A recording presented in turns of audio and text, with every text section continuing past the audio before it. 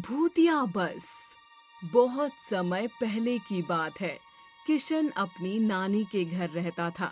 उसको बचपन से ही भूतों की कहानियां सुनने का बड़ा शौक था। वो अक्सर अपनी नानी से भूतों की कहानियां सुना करता था।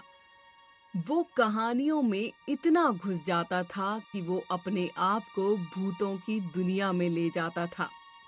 एक दिन की बात है। उसकी नानी उसको एक भूतिया बस की कहानी सुना रही थी। पिलवा स्टेशन की बात है। एक बार मैं और तेरी माँ घर लौट रहे थे। हमें उस दिन रात ज्यादा हो गई थी। पूरा स्टेशन खाली था। ये देखकर हमको अजीब लगा, पर ज्यादा देर तक हमारा ध्यान उस बात पर नहीं गया। हम दोनों बस का इंतजार कर ही रहे थे। तभी वहां एक बूढ़ा आदमी आ जाता है। वो हमें दूर खड़ा घूर रहा था। वो हम दोनों को बड़ी ही अजीब नजर से देख रहा था। वो बिना कुछ बोले हमारे पास से निकल जाता है। थोड़ी ही दूर जाकर वो हमारी नजरों से गायब हो जाता है। हमें वहां खड़े खड़े बहुत देर हो चुकी थी, पर अभी तक कोई भी बस नहीं आई थी। अब हमें डर सा लगने लगा था। माँ, कितनी देर हो गई पर अभी तक कोई भी बस नहीं आई, और कितनी रात भी हो चुकी है। घर पर सब परेशान हो रहे होंगे। हाँ बेटी, अब करें भी तो क्या। लगता है अब थोड़ी देर में बस आ जाएगी। थोड़ी ही देर में एक बस आ जाती है। माँ, बस आ गई, चलो जल्दी से चलकर बैठते हैं। हाँ बेटी, चलो। दोनों जल्दी जल्दी जाकर बस में बैठ जाते हैं। बस स्टेशन से रवाना हो जाती है। बस अभी थोड़ी ही दूर चली थी कि अचानक से बस रुक जाती है। ये बस अचानक से क्यों रुक गई? और यहाँ तो कोई सवारी भी नहीं दिख रही है। थोड़ी ही देर बाद बस का कंडक्टर आवाज लगाता है। लगता है बस के इंजन में कुछ खराबी हो गई है। ठीक होने में थोड़ा टाइम लगेगा।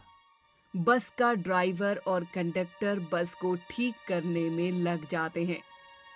माँ, मैं एक बार घर पर फोन कर लेती हूँ। घर पर सब परेशान हो रहे होंगे। किशन की माँ फोन लगाने को फोन निकालती है, तो फोन भी बैटरी कम होने के कारण बंद हो चुका था।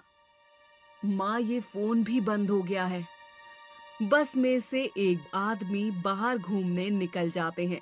रास्ता बहुत ज्यादा सुनसान और डरावना लग रहा था। इतनी देर में जोर से चिल्लाने की आवाज सुनाई देती है। सभी लोग भागकर आवाज की तरफ जाते हैं। वहां जाते हैं तो देखते हैं कि बस में सवार कोई आदमी था जो जमीन पर गिरा हुआ था। अरे, इसको क्या हुआ? अभी तो ये यहीं पर ठीक ठीक घूम रहा था। मेरे को लगता है यहाँ कुछ गड़बड़ है। तभी उसको पीछे से खींचता है। उसको खींचते हुए झाड़ियों में ले जाता है। सभी लोग जल्दी जल्दी भागकर बस में चढ़ जाते हैं। भैया, बस को जल्दी भगाओ, नहीं तो ये भूत अभी हमें भी नहीं छोड़ेंगे। ड्राइवर बस को स्टार्ट करने की कोशिश करता है, पर बस स्टार्ट नहीं होती है। एक भूत ड्राइवर को बाहर की तरफ खींच लेता है। एक दो भूत खिड़कियों को तोड़ने लगते हैं। हाय राम, ये नासपटे तो अभी अंदर घुस जाएंगे। वो लोग धीरे धीरे करके एक एक लोग को बाहर खींच रहे थे। बेटी, तुम कुछ करो, नहीं तो ये नासपटे आज हमें जिंदा घर नहीं जाने देंगे। किशन की माँ बस के सभी दरवाजे और खिड़कियों को बंद करती है और खुद ड्राइवर सीट पर बैठ जाती है और जैसे तैसे करके बस को स्टार्ट करने की कोशिश करती है। बहुत देर तक वो बस को स्टार्ट करती रहती है और आखिर में बस स्टार्ट हो जाती है। तभी एक भूत बस की खिड़की तोड़ देता है। बेटी, बस को भगाओ, नहीं तो ये नासपिटा अंदर घुसने वाला है।